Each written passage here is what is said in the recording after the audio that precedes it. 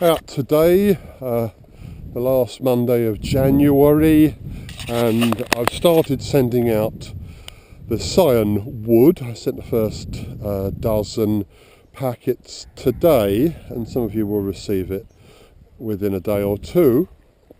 Just having a little walk and collecting some more wood. As I was doing the order, I realised I didn't have quite all the wood I needed, so I'm back here today. This is one of the trees I grafted over. This is Yarlington Mill, and grafted this. This is just a year's growth. Amazing, isn't it? That's what I grafted. This is right. The angle of this is so difficult to get. You can see there's a long V there. That's scion. That's a scion between my little finger and my thumb there, and that was grafted, and that's the growth it's made. I've cut the Yarlington Mill wood. It's Yarlington and Harry Masters. This side, again, we're progressively moving the cider orchard up this way. This is all cider varieties. I'm gradually moving up this way as we're rationalising the orchard so that we don't have to work so hard. Anyway, I'm cutting some wood, and I'm not going to be able to give everybody the same quality of wood that the best is going to be. I may make a few substitutions. The trees don't always grow very well every year. This is Tremlett's bitter, and I'm going to cut some wood. You see, this isn't terribly good. That's a pencil, and that's what I've got here. And that's, so I'm looking out for the best that I can find, but even the best isn't that good. Anyway, above all, labelling. There's a roll of bags. Tremlett. This is a wax pencil, China Graft they call these. Tremlett. So people will start receiving their wood over the next few days. Please don't send me an email to say that you've received the wood. If eventually you don't receive it, send me an email, but it just clogs the inbox up quite a lot. Okay, there's a nice bit from up there. These cargo trousers in all sorts of things. Okay, so will I get 2 or 3 out of that? 2 good ones, really. Yeah. Last year I dipped these in hot wax, but it took me an incredibly long time to do it, and I'm not sure how much difference it makes. This year I'm dipping them in paraffin jelly, which I think is probably going to be good enough. It just stops any water evaporating. They're obviously getting wrapped up in oh, there's some nice bits there. Obviously they're getting wrapped in some wet paper as well. Ooh, this is Tremlett's bitter. Very biennial variety. I mean, you might occasionally find you'll get to crop 2 years running, but generally once the trees are established, you'll get a massive crop one year and nothing the next year. And that is actually true of many of the best cider apple varieties. Otherwise they wouldn't go on. They wouldn't go on growing them. Given that biennialism is a fault, they wouldn't continue to grow varieties with biennialism if they didn't have sort of very good qualities. Hey, by the way, I'm really touched by a lot of the stories that people have got back to me with. Folks have said how they have planted a little orchard, or they're going to plant one, or this is very humbling for me, to keep being told that people have been inspired and that they've actually learned something, and they're teaching others. That really was their main goal, actually, when we set this up 22 years ago. We wanted to preserve these apples and to help preserve the genetic material, and to get to just communicate our love of these varieties to other people. And we've been able to do that. Tremlett's bitter, which is really great. Anyway, I should be putting another video or 2 up later, probably from the bench, as it were, at home. That's all the Tremlett's bitter. These trees here are Yarlington. There's not much wood on them, new wood, but there's more on somewhere I've grafted it over elsewhere. So I've got young, always wherever I possibly can, seeing the best young. This is a rare cider apple variety called Hangy Down. I haven't actually offered that to anybody. There's a few little bits there, but I could cut, but it's a only tree, it's young, so I decided I wasn't going to cut any of that. Somebody wanted a bit of Michelin, and I'll show you our Michelin. This is it. That's all there is. So the only thing I could cut the middle of it out, but guess what? Not going to. But you know, for a favour for a friend, I think I can just about spare this one. Right, so one person is going to get that much Michelin. Better label it carefully.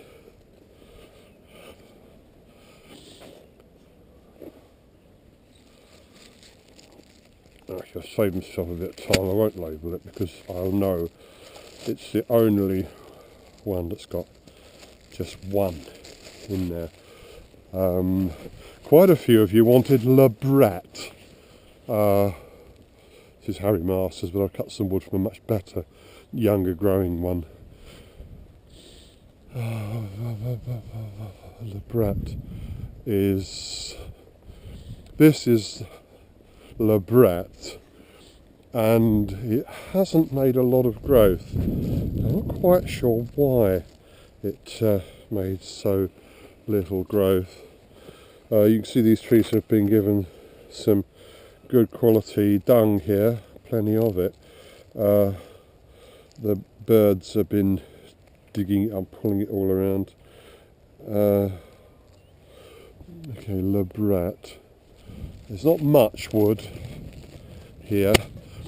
We've had some lovely cider from this. It's not very bitter, but it's a sweet variety. It's not got a lot of tannin in it. But occasionally we'll find that a blend which is very rich in this variety, Le Bret. Sometimes it's confused with another variety called Sweet Orford, and this is following a mistake that was made in a nursery in Somerset some years ago.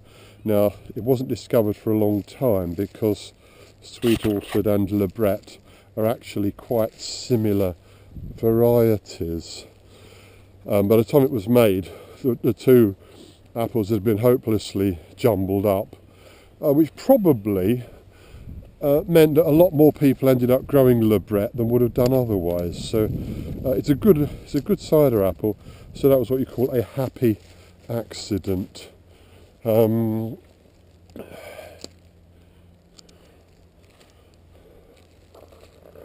this is the best wood I've got, and there isn't much of it. So please be assured, if you get some thin, whippy wood that don't look that impressive, friends, it was either that or nothing at all.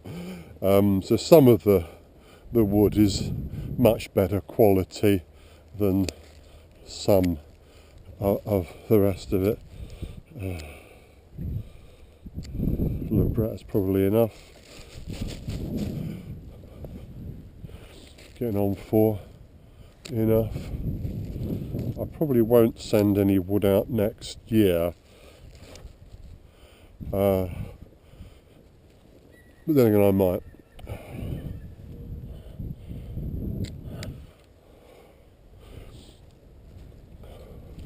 So wood's going to 15 countries. Well, I have to say, if you allow for England, Scotland, Ireland, and Wales, we've got people who are getting wood from Sweden, Estonia, Kosovo, Germany, and it's really great that that's happening. This is the good side of the World Wide Web. This is where good things happen, this part of the web. We're getting some money in. one of you got back and said he tried to donate some money at the Just Giving site for tree aid, but wasn't able to. I said, don't worry. And if anyone isn't asking for any wood, that they could still afford a little bit of money, I've set a target for £500, which I think is achievable if one subscriber in 100 was to donate £10, regardless of whether or not they received any wood, then that would be £500. And hey, it's all going to help sustainable development in Africa. And you know, it does affect all of us, because the poorer people are, the more likely they are to be recruited by Boko Haram or Al-Shabaab. So it all comes round again. So I hope that people will feel able to bung in a tenner or whatever. Anyway, so that's what's going on. And yeah, as I say, this section of the orchard is all given over to West Country cider apples. The soil's very thin. These trees are about 13 years old. They should be, and are 111 stock, they should be a lot bigger than they are. Originally I planted sunset apples in between them, and they didn't get mowed or sprayed the first few years, and that wasn't so good. But the soil is very light, very sandy, very free draining. Anyway, this year they've had a wheelbarrow full of good dung each. They're getting a bit more care, and I hope that they will do well. This is a Somerset red streak I grafted, I think 5 or 6 years ago. 3 rind grafts. It's looking good. Somerset red streak. And this one in the middle of the orchard, this is an old Bramley. I'm going to graft it, but I haven't decided which variety to graft it to.